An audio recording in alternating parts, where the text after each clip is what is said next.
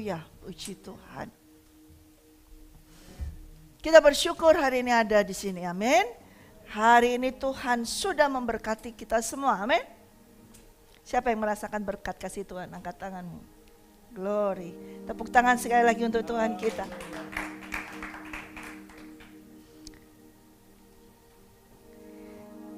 Kita masuk dan sudah berada di dalam kerajaan yang tak tergoyahkan. Amin. Oleh karena itu kalau kita sudah berada di kerajaan yang tak tergoyahkan, Ibrani 12 ayat 28 berkata, Ibrani 12 ayat 28 berkata, jadi karena kita menerima kerajaan yang tak tergoncangkan, marilah kita mengucap syukur dan beribadah kepada Allah menurut cara yang berkenan kepadanya dengan hormat dan takut. Sebab Allah kita adalah api yang menghanguskan. Sekali lagi kita mau baca bersama-sama dari ayat yang ke-28 hingga 29. 1, 2, 3. Jadi karena kita menerima kerajaan yang tidak tergoncangkan, marilah kita mengucap syukur dan beribadah kepada Allah menurut cara yang berkenan kepadanya dengan hormat dan takut. Sebab Allah kita adalah api yang menghanguskan. Saudara percaya saudara sudah menerima kerajaan yang tak tergoncangkan? Mengucap syukur kita, amin. Tidak hanya mengucap syukur, tapi kita harus apa? Beribadah dengan berkenan kepada caranya. Harus beribadah dengan berkenan, ya, dengan hormat dan takut. Ya. Seperti apa? Kalau suatu kerajaan yang tak tergoncangkan, saudara kita pikir suatu kerajaan yang tak tergoncangkan itu pasti berdasarkan suatu fondasi yang kuat, betul? Suatu bangunan yang tidak bisa digoncang, digoyang. Berarti memiliki suatu fondasi bangunan yang sangat solid, sangat kuat. Ya kan? Nah, kalau kerajaan yang sudah diberikan kepada kita dan kita sudah menerima suatu kerajaan yang tak tergoncangkan, berarti fondasinya itu harus kuat. Fondasi yang kuat ini yang harus kita ketahui. Kalau kita tidak mengetahui kerajaan yang sudah kita terima tadi, saudara baca dengan suara keras, saudara menerima kerajaan tersebut, tetapi saudara nggak tahu fondasinya, saudara tidak tahu, tidak melihat apa fondasinya, maka saudara juga tidak akan bisa tahu. Sekarang saudara kita ini ada di gedung ini. Apakah saudara tahu bagaimana waktu gedung ini dibangun, fondasinya seperti apa? Apakah saudara tahu? Nggak ada yang tahu kan? Tidak akan ada yang tahu. Nah itu bedanya dengan gedung.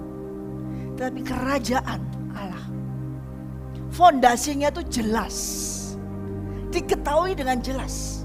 Suatu kerajaan Allah ini diketahui dengan jelas fondasinya. Beda dengan gedung mana saja yang tinggi seperti apapun yang terkenal di mana-mana. Kalau engkau hadir, kalau engkau datang di gedung itu, apakah ketika engkau masuk dalam gedung itu kemudian tanya kepada satpamnya atau orangnya, ini fondasinya sedalam apa ya? Bagaimana ya? Sebelum masuk gedung itu engkau tanya dulu? Enggak kan? Enggak mungkin kan? Tapi kenapa engkau begitu yakin masuk ke situ? Kenapa bisa yakin kamu masuk ke situ? Kalau begitu masuk enggak roboh? Nah, ya kan? Kenapa? Karena saudara memiliki apa? Fondasi yang bukan tergantung di dalam bangunan tersebut, yaitu apa? Faith, iman. Nah dasar dari kerajaan yang tak tergoncangkan itu jelas, yaitu dasarnya adalah iman, percaya yang tidak tergoncangkan. Iman kepada siapa? Iman kepada raja tersebut, iman kepada kerajaan yang dipimpin oleh seorang raja. Dasarnya itu kuat, jelas. Kalau gedung ini aja saudara nggak tahu, kalau bukan engkau yang ahli bangunan, yang ikut membangun, engkau nggak akan tahu pakai bahan apa, berapa dalam penggalian, berapa lama prosesnya, engkau nggak akan tahu. Tetapi kalau kita, kerajaan kita yang nanti kita terima, yang tidak tergoyahkan, itu tahu, jelas. Dasarnya apa? Fondasinya apa? Yaitu raja itu sendiri. Jelas sekali fondasi dari kerajaan yang tidak tergoyahkan adalah raja itu sendiri. Siapa rajanya? Yesus Kristus. Jelas sekali fondasinya. Kalau engkau tidak mengenal dengan fondasi ini, kalau engkau tidak kenal dengan dasar daripada kerajaan yang tak tergoyahkan, maka engkau juga tidak akan bisa masuk dalam kerajaan tersebut. Beda dengan bangunan. Bangunan kau nggak perlu tahu siapa yang bangun, dengan pakai bahan apa segala macam, kau bisa masuk aja.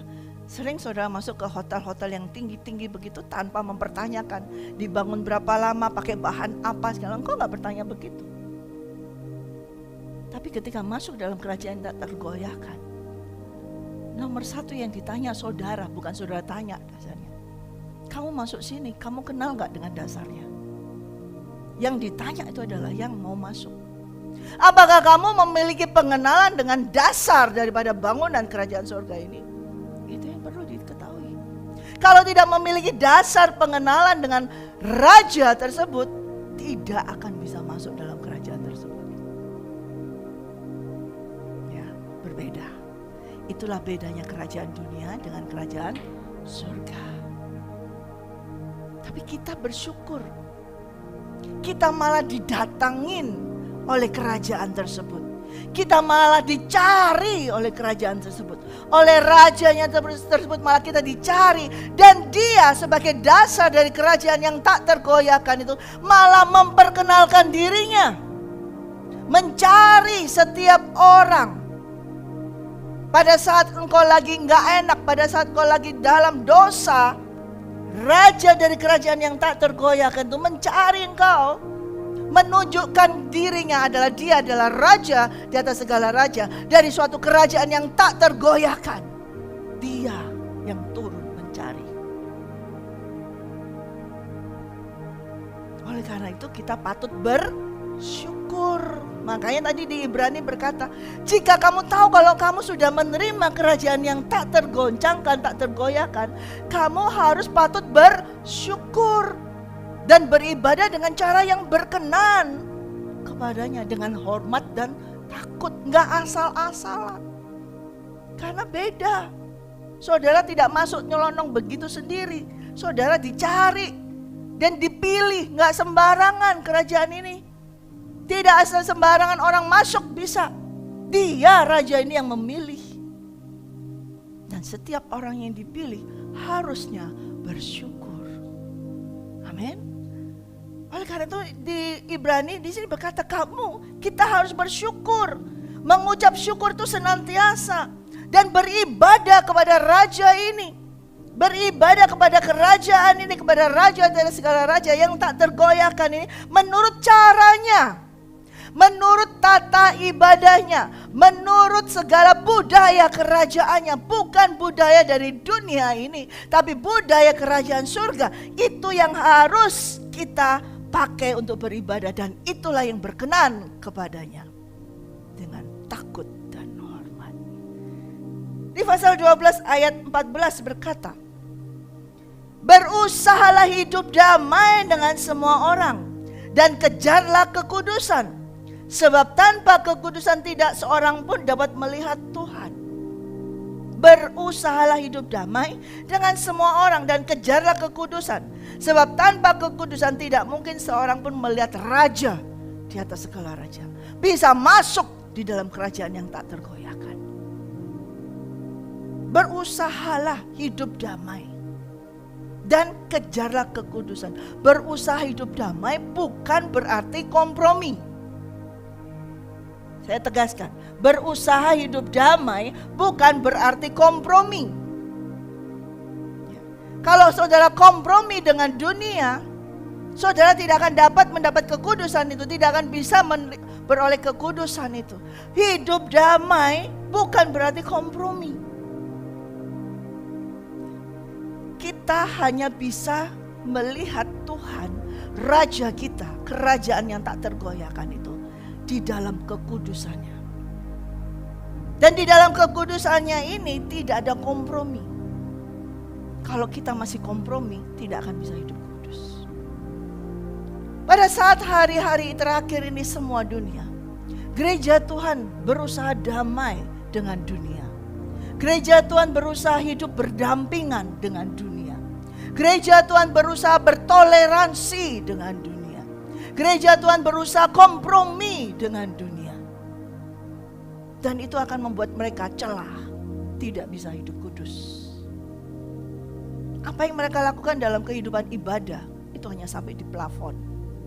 Tidak akan bisa melihat kemuliaan Allah. Kalau hidup kompromi, mau menjadi satu dengan dunia, segala budaya dunia dimasukkan dalam gereja, budaya dunia dibawa ke gereja, itu tidak ada kekudusan. Dan kalau tidak ada kekudusan, tidak akan bisa melihat kemuliaan Tuhan. Mari kita buka di dalam, coba kita lihat di dalam Yeskel.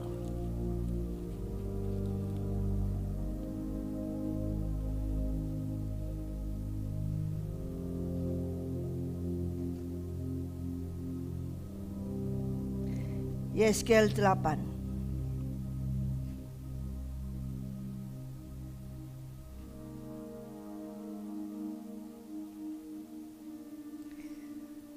Saya baca singkat dari ayat yang ke-8, ke-7. Dan dibawanya aku ke pintu pelataran. Aku melihat sungguh ada sebuah lubang di dalam temboknya. Firman-Nya kepadaku, hai anak manusia, perbesar lubang yang di tembok itu. Sesudah aku memperbesar lubang itu, lihat ada sebuah pintu. Firman-Nya kepadaku, masuklah.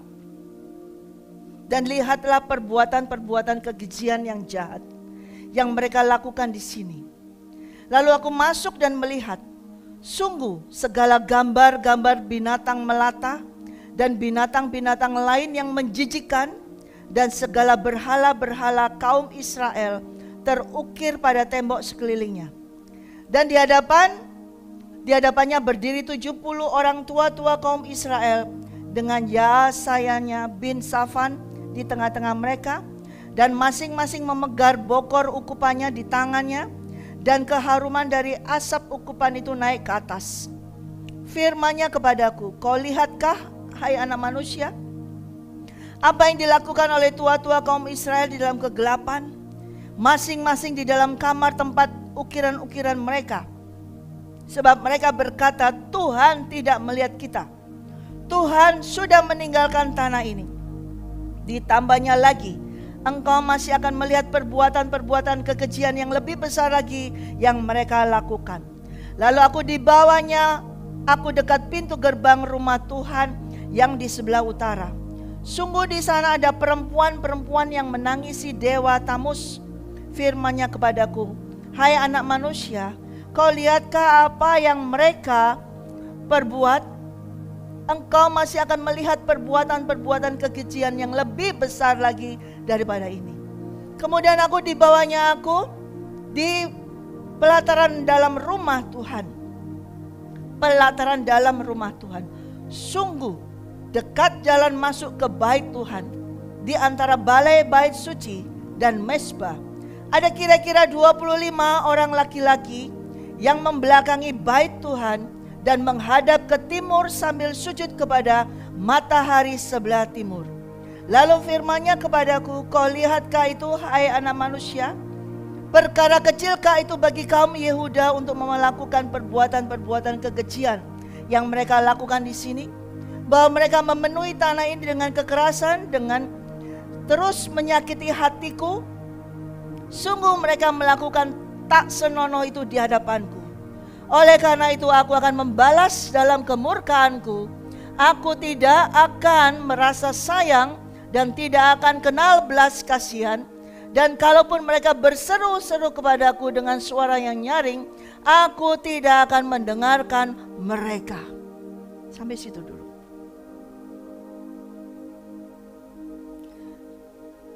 Tuhan berbicara kepada Yeskel pada saat itu, menunjukkan kekejian-kekejian yang dilakukan bangsa Israel di bait Allah. Dan saat ini juga ada di dunia. di Indonesia, di kota-kota, di mana-mana ada bait Allah, ada rumah Tuhan, ada gereja Tuhan. Diperlihatkan di situ oleh Tuhan kepada Yeskiel bahwa segala binatang-binatang melata, menjijikkan, itu diukir di bait Allah. Ada yang menyembah dewa-dewa yang sujud kepada matahari sebelah timur. Nah, ini mereka tidak berada di dalam kerajaan yang tak tergoyahkan. Mungkin mereka beribadah kepada Tuhan, tetapi sudah tidak dengan cara yang berkenan kepadanya. Tidak dalam hormat dan takut dan kekudusan. Dan tidak akan bisa bertemu atau masuk dalam kerajaan yang tak tergoyahkan. Ya. Saya melihat saudara semua memakai baju merah-merah hari ini. Ya. Ya. Tetapi oke, kita boleh tadi berkata hidup damai, ya. Tetapi bukan kompromi. Kalau hidup damai disamakan dengan kompromi, dengan mengizinkan segala tradisi dunia dibawa masuk di dalam gereja Tuhan, dalam rumah Tuhan, itu membawa kekejian dan membawa cemburu bagi Tuhan. Bahkan ada tadi yang kita baca di Yeskiel, mereka bawa itu ukiran-ukiran binatang-binatang melata. Kalau saudara hari ini saudara ada beberapa yang merayakan, mau ikut perayaan-perayaan dari dunia, ya. Yang tahun baru apa yang dirayakan seperti itu, tapi kemudian membawa segala atributnya, membawa segala simbol-simbolnya itu masuk di dalam rumahmu. Hati-hati, Tuhan itu kudus. Dia tidak bisa dibuat kotor. Dia tidak mengizinkan segala hal simbolik apapun yang tidak mewakili kerajaannya masuk di dalam kerajaannya. Ada beberapa yang mengizinkan kompromi, membawa ular naga besar merah padam itu masuk dalam gereja. Atau saudara foto dengan ular tersebut. Saudara pikir itu hal kecilkah? Tadi dikatakan kepada Yeskiel, menurut mereka itu hal kecilkah di mataku? Tidak. Tuhan gak akan suka, Tuhan tidak bisa kompromi. Kekudusan dia tidak bisa dikompromi dengan hal-hal seperti itu. Di satu sisi kau beritakan firman Tuhan, di satu sisi kau berpose foto di bawah ular naga besar hitam merah padam, yang Alkitab kita berkata adalah iblis. Bagaimana mungkin kau bisa kabarkan firman Tuhan kemudian background fotomu di belakang adalah ular naga merah padam? Jangan main-main dengan hadirat Tuhan. Itu sama tadi. Ibadah dengan tidak hormat dan takut kepada Tuhan. Tidak bisa kompromi. Bukan hidup damai yang dimaksud dengan Tuhan dengan cara seperti itu. Itu simbol dari mana? Dari mana? Naga itu simbolnya siapa? Setan, iblis. Lalu kenapa harus dibawa di rumah Tuhan? Kenapa harus foto di belakang naga, di depan naga? Kamu campur adukan ibadahmu dengan cara tidak berkenan kepada Tuhan. Tuhan berkata tadi di Yeskiel, aku murka, ya, murka dan tidak akan kenal belas kasihan. Jangan main-main dengan ibadah Tuhan. Kekudusan Tuhan tidak bisa diganggu gugat. Itu adalah the unshaken kingdom. Dasarnya adalah holiness. Kekudusan dari siapa? Raja itu sendiri. Itu fondasi yang terbawa, semua dasarnya adalah kekudusan daripada raja itu sendiri. Kalau engkau bawa segala atribut-atribut yang bukan dari kerajaan surga masuk ke dalam rumahmu, masuk ke dalam hatimu, itu menjadi suatu bondage, itu menjadi suatu ikatan yang tidak kau sadari. Tanpa kau sadari, kau mengikatkan diri.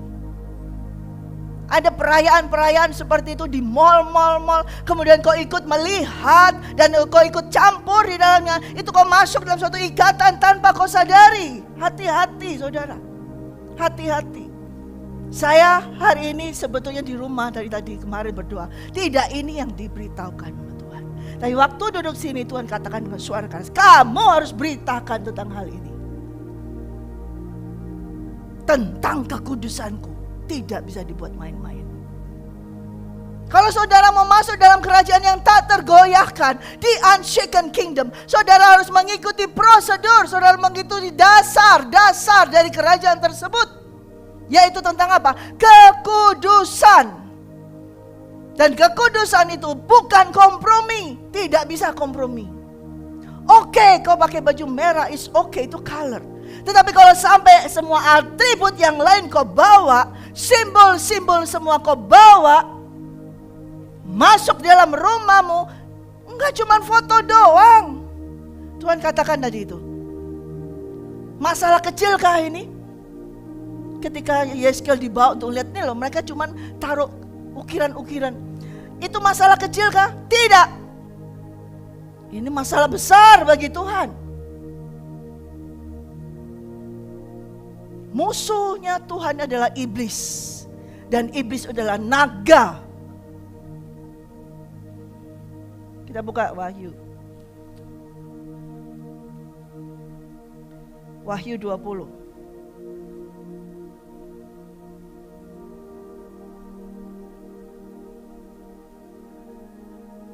Ayat 1 dan 2. Lalu aku melihat seorang malaikat turun dari surga memegang anak kunci jurang maut dan suatu rantai besar di tangannya. Ia menangkap naga, si ular tua itu, yaitu, coba kita baca bersama, 1, 2, 3, 2. Ia menangkap naga, si ular tua itu, yaitu iblis dan Satan, dan ia mengikatnya 1000 tahun lamanya. Lalu melemparkannya ke dalam jurang maut dan menutup jurang maut itu dan memeteraikan di atasnya supaya ia jangan lagi menyesatkan bangsa-bangsa sebelum berakhir masa 1000 tahun. Kemudian daripada itu ia akan dilepaskan untuk sedikit waktu lamanya. Naga siapa? Ular tua, yaitu iblis, setan. Kenapa bisa dibawa di gereja? Ada gereja yang mengizinkan itu, tarian-tarian seperti itu. Dipikir apa? Toleransi, bagus. Suatu kekejian bagi Tuhan. Menyakiti hati Tuhan. Bangga, wah luar biasa ya, toleransi banget ya begini. Tidak. Gereja Tuhan harus berdiri di atas dasar kebenaran firman Tuhan. Katakan amin.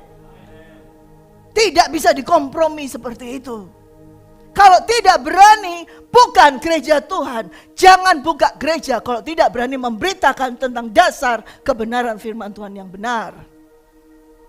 Itu budaya dari bangsa lain, budaya dari agama lain. Kenapa diadopsi? Kenapa dibawa masuk? Tidak tahukah engkau itu mendukakan Tuhan? Tuhan katakan, aku murka. Yang mengizinkan tuh semuanya pakai baju putih-putih semua. Tapi yang menari itu baju merah-merah semua, naga semua di situ. Orang tokoh terkenal.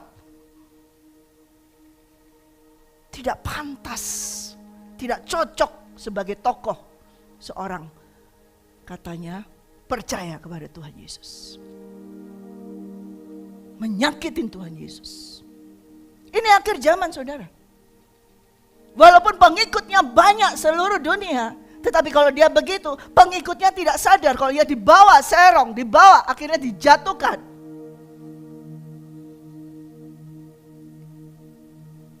Hati-hati, saudara yang di rumah juga hati-hati. Yang melihat streaming ini hati-hati. Kebenaran firman Tuhan Saya berdiri di atas kebenaran firman Tuhan karena saya hamba Tuhan. Saya tidak takut menyatakan kebenaran firman Tuhan. Sebaiknya demikian juga engkau semua sebagai hamba Tuhan. Jangan pernah takut menyatakan kebenaran firman Tuhan. Amin. Naga itu iblis. Jangan pernah ada engkau di sini yang foto di depan naga, berbangga. Tidak, itu iblis. Lihat tadi kita baca di Yeskiel ini. Kalau engkau sudah menerima kerajaan di unshaken kingdom, engkau harus bersyukur dan beribadah dengan cara berkenan, hormat dan takut akan Tuhan. Kau pikir, oh nggak apa-apa cuman foto doang, oh nggak apa-apa cuman ikut-ikutan begini doang. Tidak, kamu ikut terikat di situ. Kalau ada abstraksi seperti itu, jauhi. Bukan bagianmu dari kerajaan surga. Karena kerajaan surga kita tidak berdasarkan fondasi yang di bumi ini. Amin. Kalau kita masih mau kompromi, maka engkau belum masuk di dalam kerajaan yang tak tergoyahkan. Rugi. Apa? Rugi dong. Kamu dari itu semua melayani kemana-mana. Akhirnya kamu gara-gara hal kecil, hanya untuk ikutan melihat, ikutan foto, terus kasih sesuatu, kamu sudah mulai terikat itu di situ tanpa kau sadari. Saya berani katakan ini kepada saudara karena Roh Kudus beritahu kepada saya. Hati-hati. Hati-hati, jangan sampai ikutan tradisi yang bukan berasal dari kerajaan surga. Jangan ikutan ibadah yang bukan berasal dari kerajaan surga. Saudara nggak tahu itu tarian barongsai itu. Itu ada sesuatu di dalamnya. Kalau tanpa ada sesuatu yang gaib, tidak akan bisa melakukan hal tersebut. Dan kalau engkau ikut ambil bagian di situ, melihat saja, sudah. Jadi stop sebagai gereja Tuhan. Jangan kau mencampuri. Jangan kau kompromi dengan hari ini. Tapi harus hidup kudus, tak bercacat, tak bercelah. Amin. Itu baru bisa masuk di dalam unshaken. Sehingga ketika saudara berkata, oh kerajaan yang tak tergoyahkan. Kemarin saya katakan, masuk di dalam kerajaan yang tak tergoyahkan. Tetapi kita memang masih akan bisa digoncang. Harus bisa digoncang, harus mau digoncang, harus mau digoyah. Tetapi kita menjadi tak tergoyah dan tak tergoncangkan. Ketika Yesus sudah memberitakan Injil tentang kerajaan surga, kerajaan Allah, dia khotbah di atas Bukit Zaitun. Kemudian dia khotbah lagi di atas perahu. Kepada setiap orang diberitakan tentang kerajaan Allah. Diberitakan khotbah, dia ingatkan tentang kerajaan Allah. Bertobatlah, bertobatlah, kerajaan Allah sudah dekat. Kemudian ada seorang ahli Taurat datang kepadanya dan berkata, Guru, aku mau ikut engkau. Guru, aku mau ikut engkau. Kemanapun kau pergi, aku mau ikut engkau. Karena dia sudah melihat perbuatan dari Tuhan Yesus, buat mujizat, terus mengajar, orang sakit sembuh, semuanya dia lihat. Dia mau mengikuti Yesus karena melihat itu semuanya. Dan dia berkata, Guru, aku mau ikut engkau. Aku mau terima itu kuasa, aku mau ikut engkau. Kemanapun kau pergi, aku mau ikut. Apa jawab Tuhan? Oh, ikutlah, ikutlah. Nanti kamu akan dapat berkat, nanti kamu akan bisa melakukan ini. Jawab Tuhan apa? Serigala punya liang, burung di udara punya itu sarang, tapi anak manusia tidak ada tempat untuk meletakkan kepalanya. Artinya apa? Kalau kamu mau ikut aku, tidak bisa berdasar di dalam dunia ini, mendasarkan dirimu, menggantungkan dirimu di dunia ini, nggak bisa. Tapi setelah itu Yesus pergi naik perahu itu juga. Dan ketika mengajak murid-muridnya ke seberang. Dan ketika ke seberang, di tengah danau itu berjalan, Yesus tidur. Dia meletakkan kepalanya di bantal. Tadi berkata anak manusia tidak ada dasar, Tidak ada tempat untuk meletakkan kepalanya. Tapi pada saat di perahu itu dia tidur dan taruh kepalanya di bantal. Dan seketika itu ada angin ribut, ada tofan yang besar. Menggoncang itu kapal itu semua. Menggoncang itu perahu itu, menggoncang semuanya. Murid-muridnya panik semua, teriak semua karena air sudah masuk. Dan Yesus tetap tidur di atas bantal. Tadi katanya anak manusia tidak punya tempat untuk menaruh kepalanya. Tapi dia bisa taruh tuh kepalanya di atas bantal. Di atas perahu yang tenang. Bukan? Di atas perahu yang goyang, goncang. Dia tidur. Tapi muridnya panik semua. Karena air sudah masuk. Yesus jawab langsung. Setiap orang yang mau mengikut dia harus mau ikut dengan dia. Tidak ada tempat untuk meletakkan. Artinya apa? Tidak ada menyandarkan diri, mengandalkan diri, menaruh pengharapan di dunia ini, di bumi ini. Tetapi di dalam dia. Di tengah badai seperti itu, di tengah perahu yang terombang-ambing, dia bisa tidur, taruh bantal di kepalanya. Dan ketika itu murid-murid berteriak-teriak, "Guru, tidak pedulikah engkau kita akan binasa?" Dia bangun dan dia katakan, "Kenapa kamu mesti takut? Hai kamu yang kurang percaya." Masuk di dalam kerajaan Tuhan, the unshaken kingdom. Mengikuti Yesus, tidak ada tempat berpijak di sini. Tidak ada tempat untuk menyandarkan kepala. Artinya apa? Tidak ada tempat di mana kita untuk bergantung kepada dunia ini. Anak manusia tidak mengandalkan apa yang ada di dunia ini. Ketika Yesus tidur di perahu, di atas bantal, dia tidak tidur taruh itu menyangga dirinya di perahu itu. Tidak. Dialah kerajaan itu sendiri. Dan ketika perahu itu ikut terombang-ambing, dia menguasai air yang dia ciptakan. Dia menguasai angin yang dia ciptakan. Dia menguasai perahu yang dia ciptakan. Memang dia tidak membuat perahu itu, tapi segala bahan untuk membuat perahu itu berasal dari ciptaannya dia. Bisa mengerti sudah? Berarti dia meletakkan di dasar bukan dunia, tapi segala sesuatu yang dia ciptakan. Sehingga ketika itu terjadi, angin ribut, dia berdiri, dia cuman apa? Shh, diam. Langsung diam, air, angin diam. Perahunya langsung tenang, diam. Kenapa? Karena dia raja. Dia raja, dia di unshaken kingdom. Dia yang berkuasa. Dia menciptakan air, dia menciptakan angin. Dia berkata, "Shh, diam." Semua tenang. Dasar di unshaken kingdom adalah di dalam Yesus Kristus. Iman di dalam Yesus Kristus, tidak di perahunya. Bukan di bantalnya, bukan di perahunya, tetapi di dalam Yesus Kristus.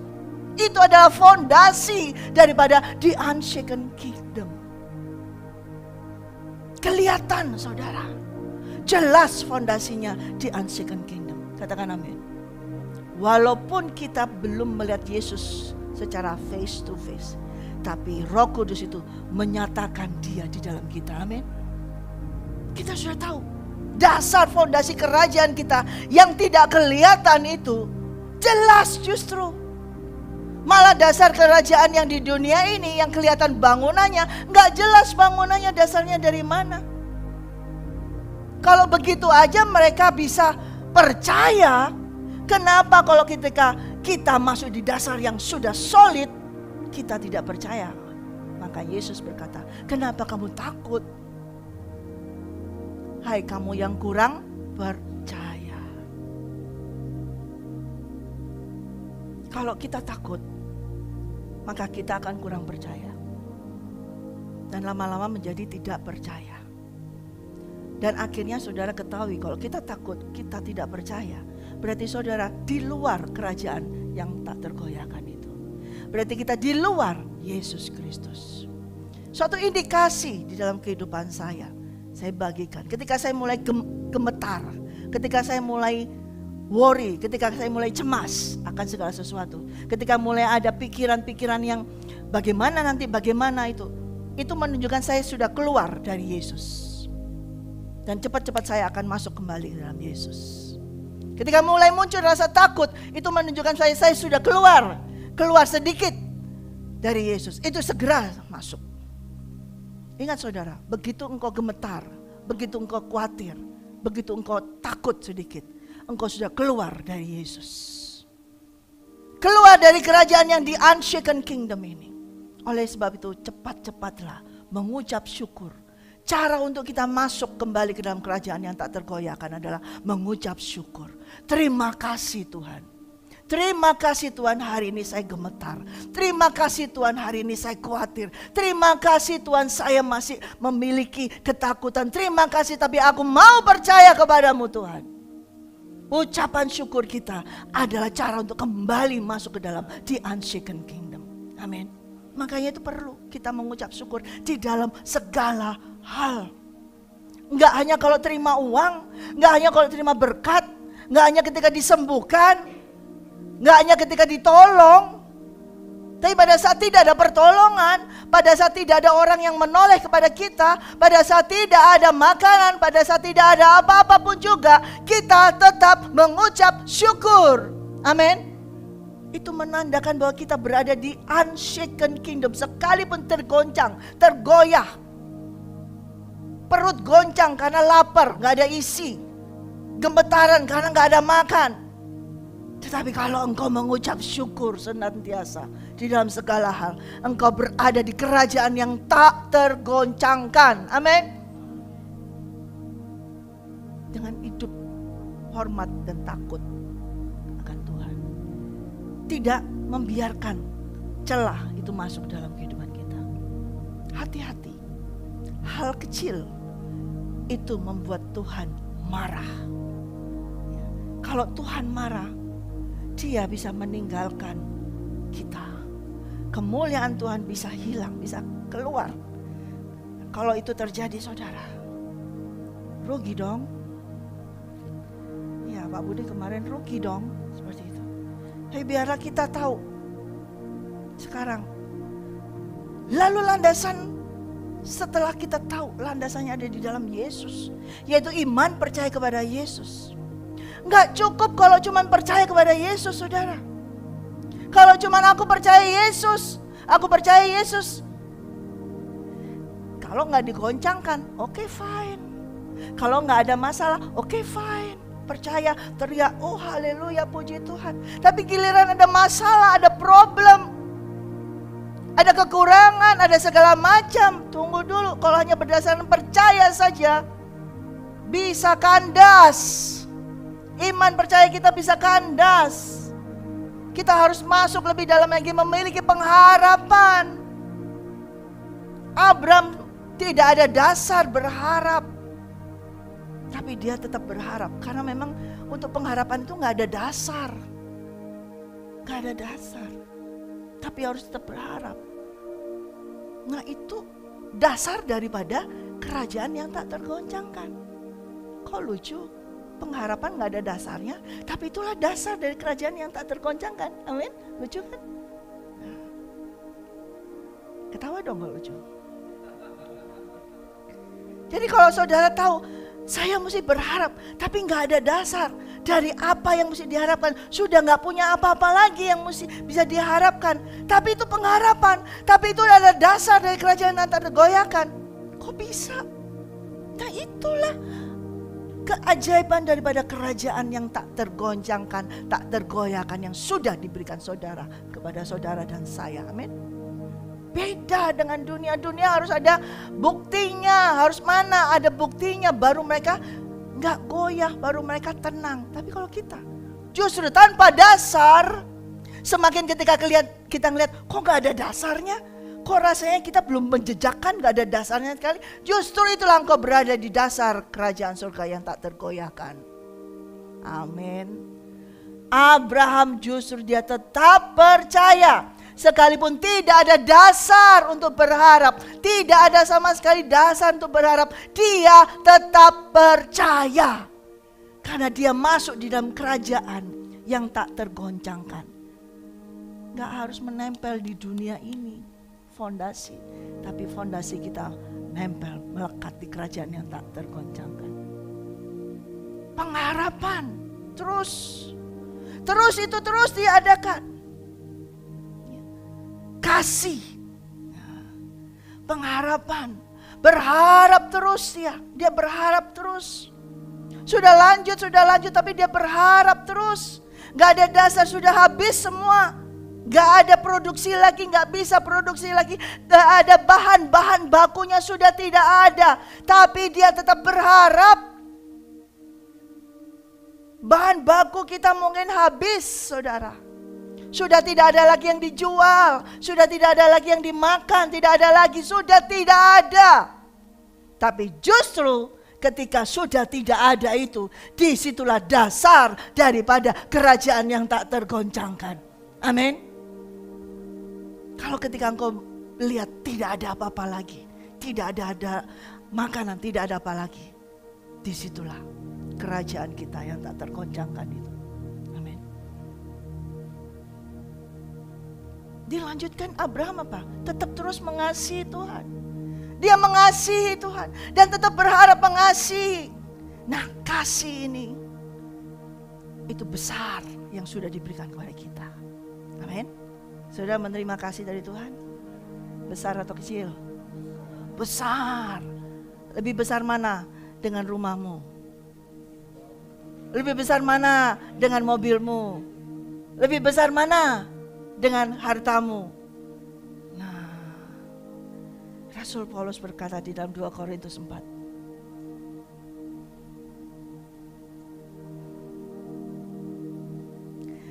Tetapi harta ini kami punyai, 2 Korintus 4 ayat 7. Tetapi harta ini kami punyai dalam bejana tanah liat, supaya nyata bahwa kekuatan yang melimpah-limpah itu berasal dari Allah, bukan dari diri kami.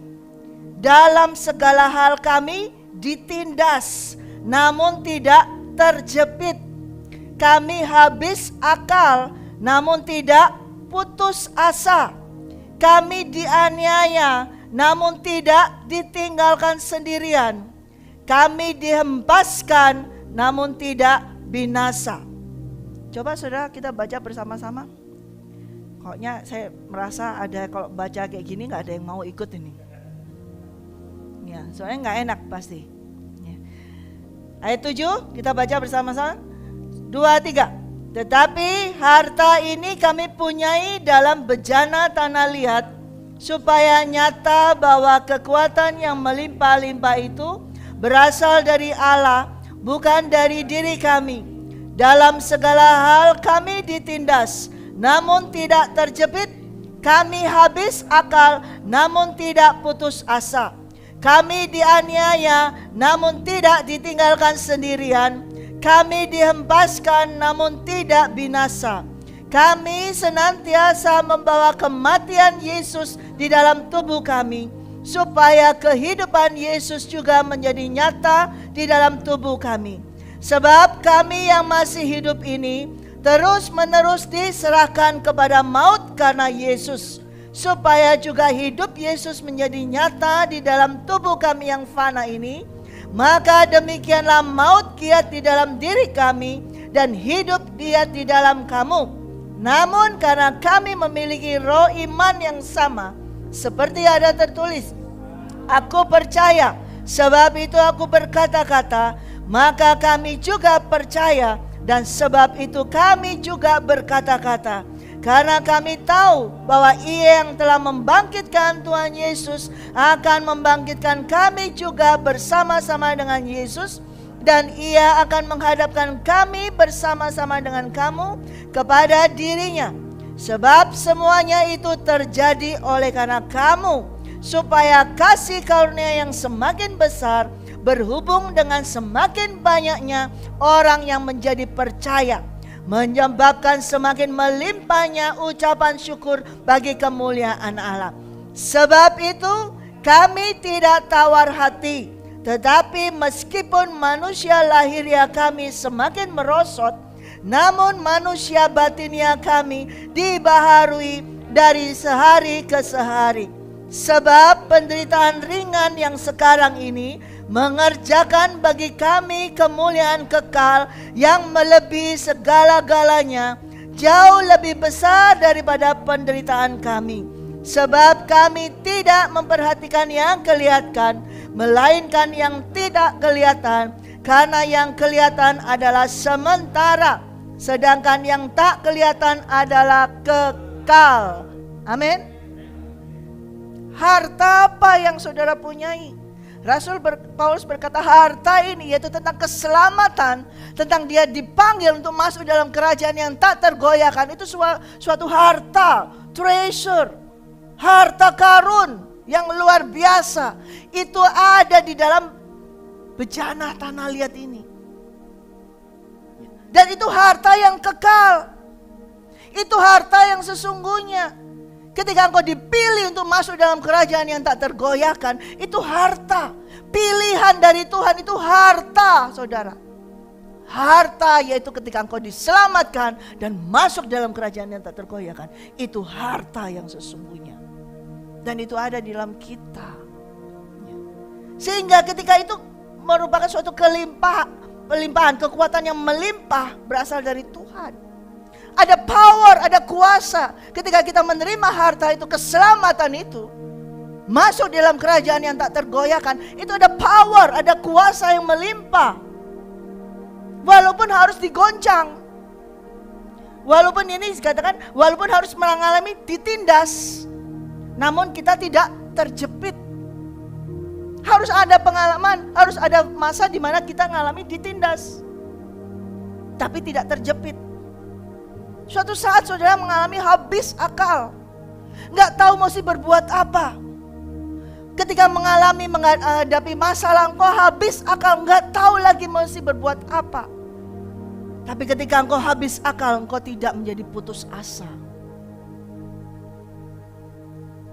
Suatu saat saudara dianiaya. Penganiayaan itu macam-macam, saudara. Bisa mental, bisa secara fisik, semuanya. Tapi ketika kita masuk dalam penganiayaan, kita tidak ditinggalkan sendirian. Kemudian merasa seperti dihempaskan, dibuang, dihempaskan, tapi tidak binasa. Senantiasa membawa kematian Yesus di dalam tubuh kami. Nah, ini fondasi. Fondasi dari kerajaan surga, kerajaan Allah yang tak tergoyahkan adalah kalau kita senantiasa membawa kematian Yesus di dalam tubuh kita. Selama kita tidak mau membawa kematian Yesus dalam tubuh kita, kita tidak masuk dalam kerajaan yang tak tergoyahkan. Karena raja kita mengalami kematian dulu.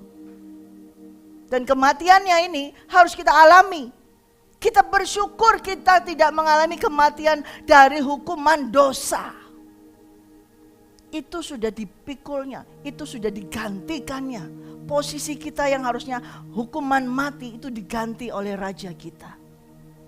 Tapi bukan berarti kita gak mati. Bukan berarti terus kita skip jadi kita gak mati. Gak bisa. Oh, Yesus sudah mati kok untuk aku. Ya, untuk dosa hukumanmu. Tapi kalau engkau tidak memakai kematiannya atau tidak mengenakan kematiannya di dalam kehidupanmu setiap hari, engkau tidak bisa menerimanya. Kematian Yesus Kristus di kayu salib satu orang dan sekali untuk selama-lamanya. Supaya kita tidak mati karena dosa. Tapi bukan berarti terus kita tidak mau mengenakan kematian Yesus. Selama kita tidak mau mengenakan kematian Yesus dalam kehidupan kita, kita nanti akan mati. Saya harap sudah mengerti hal ini. Yesus mati posisi kita. di posisi kita, supaya kita tidak mati dalam penghakiman dosa. Amin. Tapi kalau kita tidak mau mengenakan kematian Kristus di dalam kehidupan kita setiap hari, maka kita akan mati dalam dosa. Kematian Yesus harus kita kenakan di dalam kehidupan kita setiap hari. Artinya kita juga harus mati secara daging. Kedagingan kita, keduniawian kita harus kita mati. Supaya bisa selanjutnya apa? Kehidupan Yesus menjadi nyata di dalam tubuh ini. Kalau kita tidak mau mengenakan kematian Yesus dalam tubuh kita, maka tidak ada kehidupan Yesus di dalam tubuh kita. Kematian Yesus secara tubuh, dia mati. 2000 tahun yang lalu dia mati secara tubuh, darahnya tercurah, mati. Tetapi rohnya tidak mati. Saat itu dia menggantikan posisi kita yang rohnya mati. Tubuh kita masih hidup. Bahkan ada yang ratusan tahun hidupnya. Tapi dengan tubuhnya Yesus yang mati, itu menghidupkan manusia rohnya ini. Tetapi harus mengenakan kematian Kristus. Artinya harus mematikan kedagingan kita. Hawa nafsu kita, kedagingan kita akan dosa. Keinginan kita akan dosa. Nah, itu yang harus mati. Keinginan kita untuk berbuat dosa, keinginan kita untuk melakukan hawa nafsu kedagingan, itu yang harus mati. Dan kalau kita mengenakan Kristus Yesus, itu kematian Yesus mematikan segala keinginan dosa kita. Sama. Jadi saudara bisa paham di sini? Selama kita tidak mau mengenakan, membawa kematian Yesus dalam tubuh kita, maka kehidupan Yesus tidak akan nyata dalam kehidupan kita. Tidak akan nyata kehidupan kita. Saudara berkata, Yesus hidup, dia hidup. Tapi kalau engkau tidak mematikan kedagingan, dia tidak bisa hidup dalam. Amin. Rasul Paulus tegaskan di sini, setiap hari kita ini yang hidup terus menerus diserahkan kepada maut karena Yesus. Itu dasar dari fondasi yang tak tergoyahkan. Kalau engkau yang terima kerajaan yang tak tergoyahkan, yang sudah menerima Yesus Kristus, tetapi tidak mau diserahkan kepada maut, tidak mau mengalami masalah, tidak mau mengalami kesengsaraan, tidak mau mengalami hal yang menakutkan seperti itu, maka engkau tidak akan bisa beroleh kerajaan yang tak tergoyahkan itu. Setiap hari diserahkan karena maut. Karena apa? Karena Yesus. Supaya juga hidup Yesus menjadi nyata di dalam tubuh kita ini. Kalau kita mau mengalami penganiayaan, kesengsaraan yang Yesus alami, kehidupan Yesus nyata di dalam kita. Kita memiliki iman yang percaya. Ketika mengalami hal tersebut, Yesus yang sudah kita kenakan di dalam kehidupan kita, Yesus yang memiliki iman itu, maka sama-sama aku percaya, bisa berkata aku percaya. Dan Rasul Paulus bisa berkata, sehingga dia bisa melihat, sekalipun harus merosot tubuh ini, yang kelihatan ini merosot, tapi yang tidak kelihatan itu semakin bertumbuh, manusia rohnya semakin bertumbuh. Kerajaan yang tak tergoyahkan itu bukan secara fisik yang bisa dilihat, tapi suatu kerajaan yang mungkin saat ini tidak bisa dilihat, tapi bukan berarti tidak ada. Sebentar lagi kerajaan itu akan reveal, akan nyata. Lewat apa? Di dalam kehidupan setiap orang yang percaya pada kerajaannya. Itu akan muncul kerajaan yang tak tergoyahkan. Ketika engkau ditindas, tidak terjepit. Ketika engkau digoncang, tidak tergoncang. Ketika engkau dianiaya, tapi tidak ditinggalkan sendirian. Ketika engkau dihempaskan, tetapi engkau tidak binasa. Ketika engkau mengalami suatu habis akal, tetapi engkau tidak putus asa. Di situ nampak kerajaan yang tak tergoncangkan itu di dalam kehidupanmu. Dan semua mata akan melihat kerajaan yang tak terlihat itu di dalam setiap kehidupan saudara. Dasarnya bukan di sini, bukan di bumi, tapi di surga. Amin. The unshaken kingdom yang Tuhan berikan pada kita, bukan untuk hura-hura, bukan untuk pamer, tapi untuk dialami. Kalau engkau tidak mengalami, mengenakan kematian Kristus, maka kehidupan Kristus tidak akan nyata dalam kehidupan kita. Dan kerajaan itu tidak bisa dilihat oleh orang lain. Amin, saudara. Amin yang kurang mantap. Saya lanjutkan satu di pasal yang 5. Karena kami tahu jika kemah tempat kediaman kita di bumi ini dibongkar, Allah telah menyediakan suatu tempat kediaman di surga bagi kita. Suatu tempat kediaman yang kekal, yang tidak dibuat oleh tangan manusia. Selama kita di dalam kemah ini, kita mengeluh karena kita rindu mengenakan tempat kediaman surgawi di atas tempat kediaman kita yang sekarang ini. Sebab dengan demikian kita berpakaian dan tak kedapatan telanjang. Sebab selama masih diam di dalam kemah ini, kita mengeluh oleh beratnya tekanan, karena kita mau mengenakan pakaian yang baru itu tanpa menanggalkan yang lama, supaya yang fana ini ditelan oleh hidup. Tetapi Allah lah yang justru mempersiapkan kita untuk hal itu, dan yang mengaruniakan roh kepada kita sebagai jaminan segala sesuatu yang telah disediakan bagi kita. Maka oleh karena itu hati kami senantiasa tabah, meskipun kami sadar bahwa selama kami mendiami tubuh ini, kami masih jauh dari Tuhan. Sebab hidup kami adalah hidup karena percaya, bukan karena melihat. Tetapi hati kami tabah, dan terlebih suka kami beralih dari tubuh ini untuk menetap kepada Tuhan. Sebab itu juga kami berusaha, baik kami diam di dalam tubuh ini maupun kami diam di luarnya, supaya kami berkenan kepadanya. Sebab kita semua harus menghadap tahta pengadilan Kristus, supaya setiap orang memperoleh apa yang patut diterimanya sesuai dengan apa yang dilakukannya di dalam kehidupannya ini, baik maupun jahat. Amin. Hidup kita karena percaya, bukan karena melihat. Itu dasar daripada kerajaan yang tak tergoncangkan. Percaya, bukan karena melihat. Amin. Di dalam kita berjalan setiap hari menantikan kedatangan Tuhan, saudara berada di dalam posisi di kerajaan yang tak tergoncangkan. Memang selama kita ini masih tinggal di dunia ini, ya, tapi kita bukan dasar dari sini. Yesus berkata, kerajaanku bukan dari dunia ini. Amin. Demikian juga kita, kerajaan kita bukan dari dunia ini.